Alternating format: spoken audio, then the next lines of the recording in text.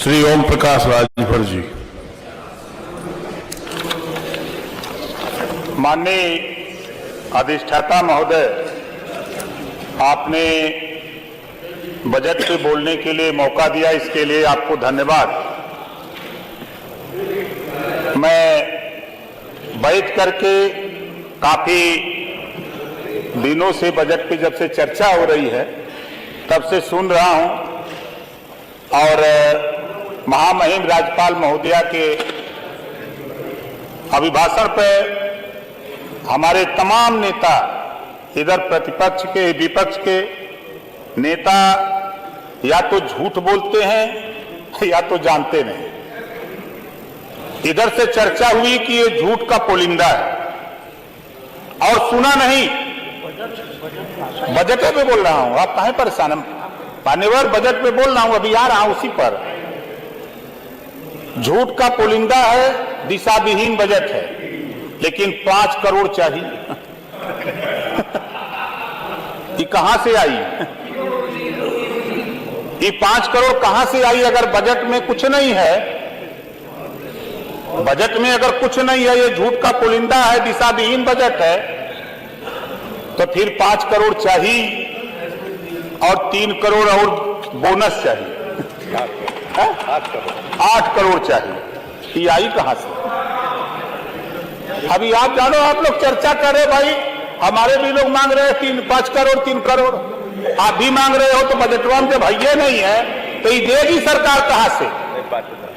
इस नाते हमने देखा कि जब ये गोल उधर रहती है तो भारी भरकम बजट, जब वो गोल इधर रहती है तो झूठ का पोलिंदा, फिर उधर से इधर आकर के फिर वही काम शुरू हो जाता है। खैर, हम मानव शिक्षा के सवाल पे जो सरकार ने प्रयास किया है,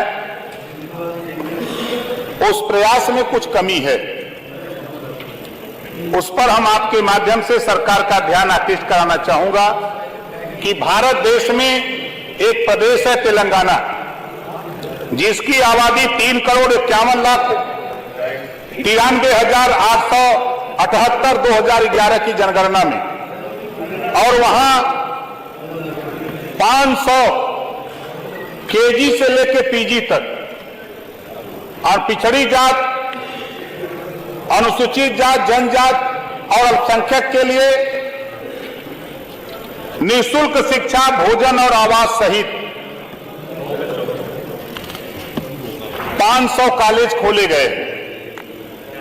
लेकिन इधर की भी हमारे अभी नेता प्रतिपक्ष बहुत विकास किए हैं, अच्छी बात है, विकास किया है, हम भी स्वीकार करते हैं।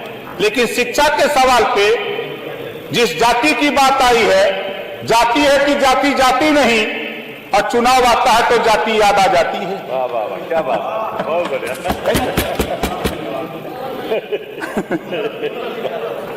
और माननीय, हम आपके माध्यम से सरकार से कहूंगा, इन्होंने नहीं किया, लेकिन आपसे ये कहूंगा कि इन्होंने नहीं किया तो उसी नक्शे कदम पर आप भी न चलो। आप कम से कम तेलंगाना में एक प्रतिनिधि आप भेज करके वहां से पता करा लीजिए, आखिर में वो स्टेट इस तरह की व्यवस्था कैसे दे रहा है। उस व्यवस्था को यहां ला करके, शिक्षा जब तक समाज में नहीं होगी तब तक ना प्रदेश तरक्की करेगा ना देश तरक्की करेगा। इस नाते शिक्षा के सवाल पे जो बजट आया है, उस पूरे बजट में ये व्यवस्था नहीं है। मान्यवर, हमारी कोशिश है कि जिस तरह तेलंगाना में 500 केजी से पीजी तक कॉलेज खोल करके निःशुल्क चलाए जा रहे हैं, उसी तरह यहां भी वो व्यवस्था लागू होनी चाहिए। दूसरा, हमारा सरकार ने बहुत काम किया है, भू माफिया के नाम पर सरकार ने बहुत अच्छा काम किया है। मैंने भी इसको पढ़ा है। भू माफिया के नाम पर देखा कि इसमें प्रदेश में एंटी भूमाफिया पोर्टल पर 3,41,236 शिकायतें आई और 3,39,552 शिकायतें निस्तारित कर दी गई। मान्यवर, भूमाफिया के नाम पर हम डंके की चोट पे कहता हूं कि भूमिहीनों को उजाड़ने का काम हो रहा है, इसको भी आप दिखवा लीजिएगा। मान्यवर, ये पूरे प्रदेश का मामला है, कोई व्यक्तिगत हमारा नहीं है। जो भूमिहीन है, जो दशकों से बसा है, 50 साल, 60 साल, 100 साल से गांव सभा की जमीनों पर, सरकारी जमीनों पर, उसको गांव में ग्राम प्रधान की गोलबंदी की वजह से, जो गांव में प्रधानी को लेकर 4 गोल, 3 गोल, 5 गोल हुई है, इसके वजह से 1 गोल दरखास्त दे रही है और आदेश हो जा रहा है, उसको गिरा दिया जा रहा है, उसको भूमाफिया बना करके गिराया जा रहा है। इसको भी मान्यवर हम सरकार से चाहूंगा कि आप बहुत अच्छी प्रगति कर रहे हो, लेकिन उन भूमिहीनों के ऊपर जो भूमाफिया बना करके उनको गिराया जा रहा है, इस पे आप ध्यान अपना जरूर डालिएगा, ताकि ऐसे लोगों के ऊपर आए दिन घटनाएं सामने हमारे आती हैं, आपके भी हमारे तमाम सदस्यों के सामने आती होंगी। इस नाते भूमिहीनों को भूमाफिया बनाने का काम नहीं होना चाहिए। आगे हम चलते हैं। महिला हमने अब जोड़ा तो काफी बजट तो दिया है सरकार ने, लेकिन अब हम क्या कहें, आधी आबादी लोग कहते हैं, हम भी कहते हैं आधी आबादी है, लेकिन बजट तो बहुत लंबा है। लेकिन पूरे लंबा बजट में महिलाओं के विकास के लिए जहां आधी आबादी है, वहां 5,895 ही करोड़ सभी मदों में महिलाओं के लिए आपने दिया है। आधी आबादी को आपने बजट दिया। इस नाते महिलाओं के संबंध में मैं कहना चाहूंगा, मान्यवर, आधी आबादी है तो नौकरियों में इनको जब देश की सर्वोच्च कुर्सी पर राष्ट्रपति, प्रधानमंत्री की कुर्सी पर राष्ट्रपति, मुख्यमंत्री की कुर्सी पर राष्ट्रपति, डीएम की कुर्सी पर राष्ट्रपति सुशोभित कर सकती है और फाइटर प्लेन चला सकती है, तो महिलाओं को आप नौकरियों में 50% रिजर्वेशन कर दिया जाए, इनको कहीं जाने की किसी को जरूरत नहीं पड़ेगी, अपनी ये सुरक्षा खुद कर लेंगी। जिस सुरक्षा की बात हम उनकी चर्चा करते हैं, आज उठा करके देखिए शिक्षण संस्थाओं में आधी आबादी अगर महिलाओं की है, तो चाहे प्राइवेट हो चाहे सरकारी हो, आधी सीटें प्राइवेट हो चाहे सरकारी हो, वहां सीटें सुरक्षित कर दिया जाए महिलाओं को। इनको निःशुल्क पढ़ा करके, व्यवस्था देकर के इनको आगे बढ़ाने का काम किया जाए। हम इनको सुरक्षा की बात करते हैं, 75 साल बीत गए तो उस 75 साल से महिलाओं के विकास की ही बात करते हैं, इनको सुरक्षा की बात करते हैं। लोकसभा विधानसभा में ये मामला यहाँ का नहीं है, लेकिन हम चाहूंगा आपके माध्यम से मान्यवर प्रदेश सरकार से चाहूंगा कि लोकसभा विधानसभा में भी यहां से एक पत्र जाए कि महिलाओं को भी 50% सीटें आरक्षित कर दिया जाए, ताकि वो अपनी लड़ाई खुद लड़ सके, किसी के भरोसे न रहें। आगे मान्यवर, सरकार ने एक्सप्रेसवे बनाया। इस एक्सप्रेसवे में एक पूर्वांचल का आता है, उसका भी हम आनंद लेते हैं। हमारे विधायक जी हैं, बलिया से भी लेते हैं, अंबेडकर नगर के हैं, ये भी लेते हैं, मऊ के लेते हैं, सटे हुए कई जिलों के लोग लेते हैं। अब इधर जब हम जाते हैं कार्यक्रम करने के लिए, तो अखिलेश जी बनाए हैं आगरा एक्सप्रेसवे, उसका भी आनंद लेते हैं। अभी बुंदेलखंड जब से बना तब से हम गए नहीं है भैया। एक नोएडा वाला भी, एक नोएडा का भी है, उधर भी जाते हैं तो उसका आनंद लेते हैं। लेकिन हम लोग तो आनंद लेते हैं, लेकिन मान्यवर ग्रामीण इलाके में एक्सप्रेसवे बनने से ग्रामीण इलाकों की सड़कें टूट गई, ग्रामीण इलाके की सड़कें टूट गई। सरकार का ध्यान, चाहे सत्ता पक्ष हो चाहे विपक्ष हो, सबका ध्यान एक्सप्रेसवे पर खाली चर्चा हो रहा है कि हमने ये बना दिया, हमने ये बना दिया। अच्छा किया, आप चुनकर के जनता ने आपको भेजा, तो किस लिए भेजा? बिगाड़ने के लिए कि बनाने के लिए? चाहे सत्ता पक्ष हो चाहे विपक्ष हो, आज इधर की गोल जब उधर जाती है या उधर की गोल इधर आती है, तो कभी तो हमने ये नहीं सुना 75 साल की आजादी में कि प्रदेश को बिगाड़ने के लिए, प्रदेश को विनाश के रास्ते पर ले जाने के लिए सरकार जनता ने चुना हो। जनता तो विकास के लिए ही चुनती है, चाहे सपा को चुने, कांग्रेस को चुने, बसपा को चुने, भाजपा को चुने, किसी को चुने, तो ये विकास के लिए ही जनता चुनती है। इस नाते मान्यवर, जो ग्रामीण सड़कें क्षतिग्रस्त हो गई हैं, पूरा बजट हमने देखा, सरकार एक्सप्रेसवे पर पूरा ध्यान, ग्रामीण इलाके पर जो बजट है हमने उसको भी देखा, लेकिन वो जो बजट है वो बहुत कम है। हम लोग गांव से चुन करके आए हैं, गांव में रहने वाले लोग हैं, ग्रामीण इलाके की विधानसभा है, हमारे विधानसभा से ही पूर्वांचल एक्सप्रेसवे जाती है। हमारे नेता प्रतिपक्ष जी कह रहे थे एक्सप्रेसवे की चर्चा, लेकिन मुझे याद है जब मैं उनके साथ था तो मोहम्मदाबाद से लखनऊ तक हम लोग 2 बजे रात पैदल रथ यात्रा लेके आए थे। उसी पर आए, भले आप हिचकोला खाते हुए आए हो, लेकिन रास्ता वही मिला जो पूर्वांचल एक्सप्रेसवे बना। हो सकता है आपके पास अच्छी टेक्नोलॉजी रही हो, आप प्रतिपक्ष के नेता हैं, नेता प्रतिपक्ष हैं, आपने सलाह अच्छी नहीं दे पाया हो कि भाई ये इस तरह का हमने बनाया है, इस तरह का बनवा दीजिए तो बेहतर बना होता। लेकिन इतना जरूर है कि जो पूर्वांचल एक्सप्रेसवे है बना है, उससे भाई हमारे लिए पूर्वांचल के इलाकों के लिए बेहतर आवागमन लखनऊ आने के लिए सुविधा हो गई है, इसको नकारा नहीं जा सकता है। मान्यवर आवास, आज हमने देखा इसमें बजट है आवास के लिए बजट सरकार ने दिया है। माननीय वित्त मंत्री जी, आपके माध्यम से कहना चाहूंगा कि 2011 की जनगणना के आधार पर आवास बनाने की सूची बनी है और 2011-2023 है। माननीय संसदीय कार्य मंत्री जी, 2023 है। जिस बाप के पास 4 बेटे थे, 5 साल 6 साल के बाद वो 4 जगह मड़ई डाल ली तो पता लगा 3 लोग आवास के पात्र हो गए। आज भी गांव में 5, 6, 10, 12 ऐसे बेचारे हैं जो नेताओं के फ्लैक्स डाल करके आज अपना जीवन निर्वाहन कर रहे हैं। इस नाते मान्यवर, आपके माध्यम से हम माननीय संसदीय कार्य मंत्री से कहूंगा कि 2011 की जो जनगणना है उसके बाद आज परिस्थिति बदली है, इसमें बदलाव की जरूरत है। आज गांव में सर्वे करा लीजिए, जो वास्तव में पात्र है उसको आवास देने का काम करिए। आप बहुत आवास दिए हो, ऐसा मैं नहीं कहता, ये सरकार थी जिन्होंने भी आवास दिया, आप आए तो आपने आवास देने का काम कर रहे, ये कोई नई बात नहीं है, ये तो अनवरत एक प्रक्रिया है। और मानवर, पिछड़ी जाति की बेटी की शादी बड़ी विसंगति है। माननीय मंत्री जी, बड़ी विसंगति है।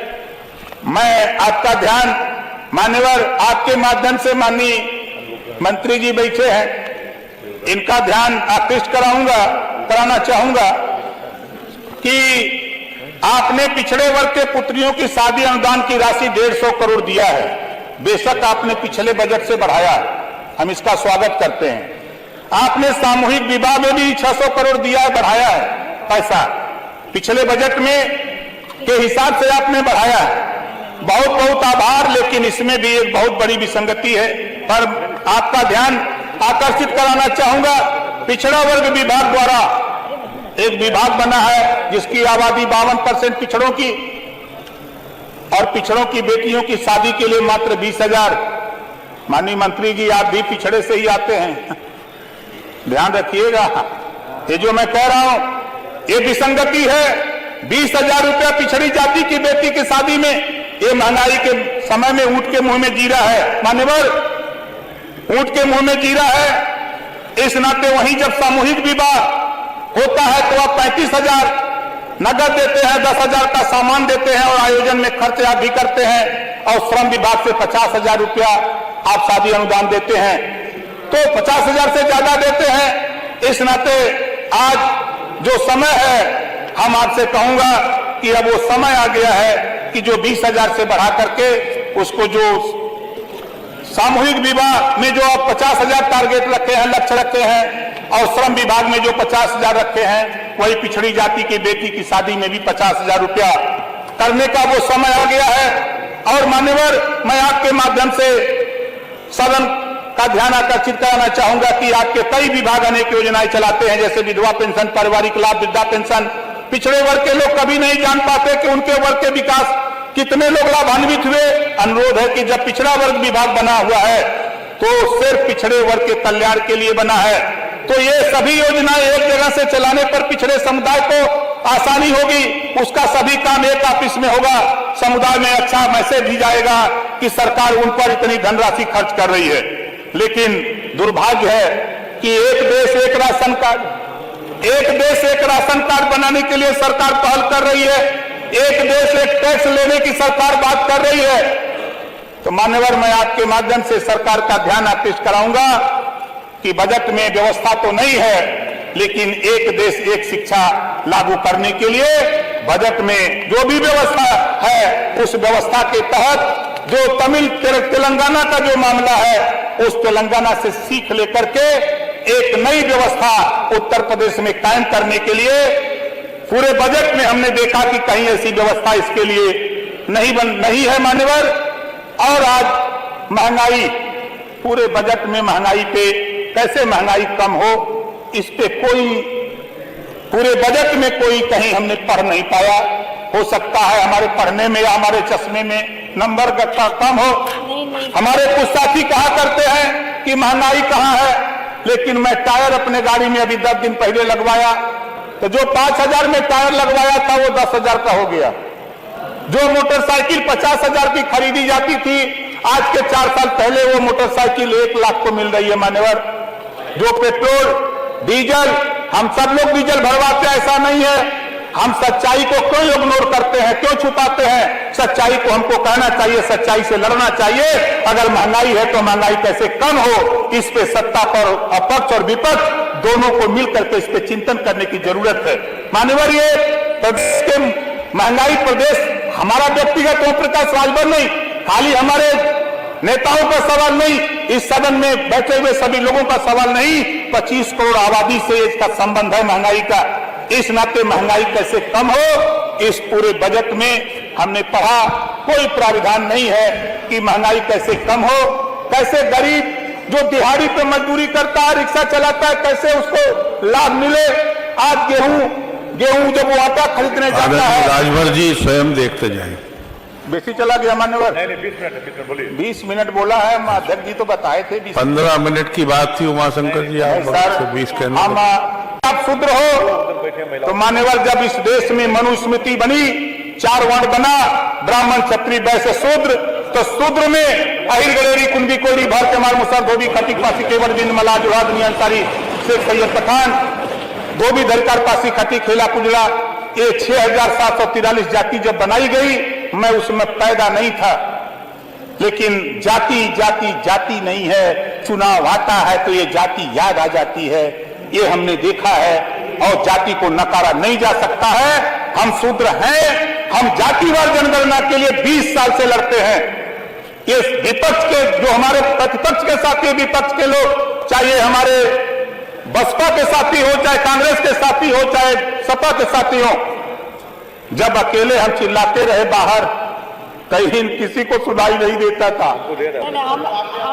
ये सुनाई नहीं देता, नहीं भाई बात तो सुनी लो, सही बात जो कह रहा हूं। लेकिन उस समय बहुजन समाज पार्टी को थोड़ा सुनाई दिया, थोड़ी चर्चा हुई, लेकिन सपा को सुनाई नहीं दिया। कांग्रेस से सपा का गठजोड़ था, कांग्रेस से सपा का गठजोड़ था, उन्होंने प्रस्ताव दिया, इन्होंने सुना होगा, लेकिन मैं उस समय साथ में नहीं था, साथ नहीं बैठते थे, क्योंकि हम सदन से बाहर रहते थे। इस नाते जातिवार जनगणना के हम पक्षधर हैं। जब तक जातियों की गिनती नहीं होगी, तब तक मैं दावे के साथ कहता हूं, बंजारा, बहेलिया, राजभर, चौहान, बारी, बिहार, ऐसी जातियां जिनको कोई काम ही पेशा नहीं है। जैसे हमने देखा, इसमें पढ़ा विश्वकर्मा श्रम सम्मान योजना, जिसको कोई श्रम दिया ही नहीं गया तो उसको कौन सा काम देंगे भैया? तो उनको भी काम की व्यवस्था कराओ। मान्यवर, आपके माध्यम से हम सरकार का ध्यान आकृष्ट कराना चाहूंगा कि भर को कोई काम नहीं मिला है, भर को कोई काम नहीं मिला है, चौहान को कोई काम नहीं मिला है, बारी बिहार को कोई काम नहीं, बंजारा को कोई काम नहीं, और रघुवंशी को कोई काम नहीं, तो इनको भी कोई पैसा दिलाने का व्यवस्था बनाई जाए, ताकि ये भी अपना जीविकोपार्जन कर सके। इसी नाते हम पुनः नेताजी, जो नेता प्रतिपक्ष ने सवाल किया, उसका यही उत्तर है कि मनुस्मृति में जो वर्ण व्यवस्था बनी, उस हिसाब से हम शूद्र हैं। जो देश में जाति है, तहसीलों में जाति प्रमाण पत्र ठप्पा मार के दिया जाता है। जब तक तहसील में ठप्पा मार करके दिया जाएगा कि तुम भरो, चौहान हो, बिंदो, केवट हो, मल्लाह हो, ब्राह्मण, राजपूत, तब तक ओम प्रकाश राजभर जाति को मानता रहेगा। जाति की लड़ाई